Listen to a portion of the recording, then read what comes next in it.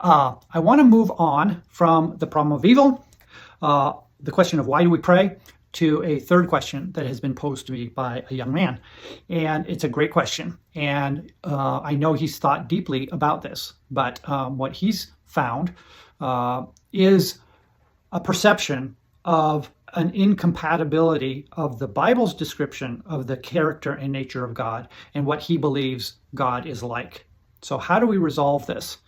And again, the question is, or the concern is, I hear God being described in one fashion in parts of the Bible and in another fashion in other parts of the Bible, and those seem to be in conflict. Okay, and generally speaking, the charge is that the New Testament vision of God is one thing, and Jesus seems to be, loving and merciful, and the Old Testament God seems to be perhaps cruel, vindictive, etc. That's the juxtaposition.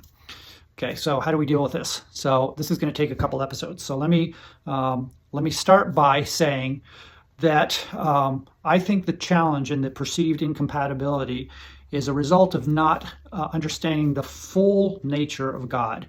And that full nature of God is kind of combined into the concept of holiness.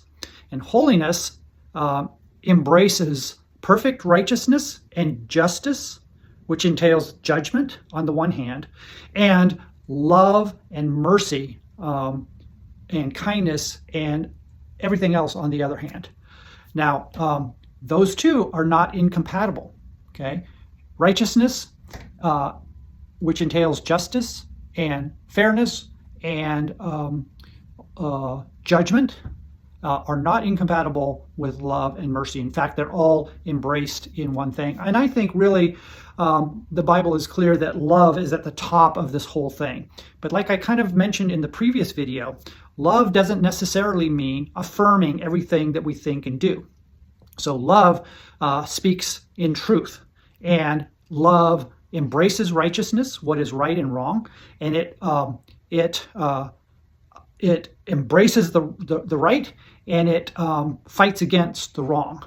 And so when we find ourselves doing the wrong, and we feel the conviction or even the judgment of God upon that wrong, we can think, well, that's out of God's character, when in fact it is all part of his overall holiness.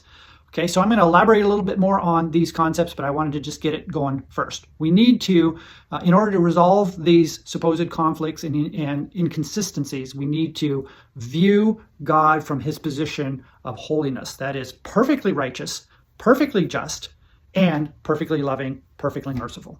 Okay, I'll elaborate on the next one. Thanks.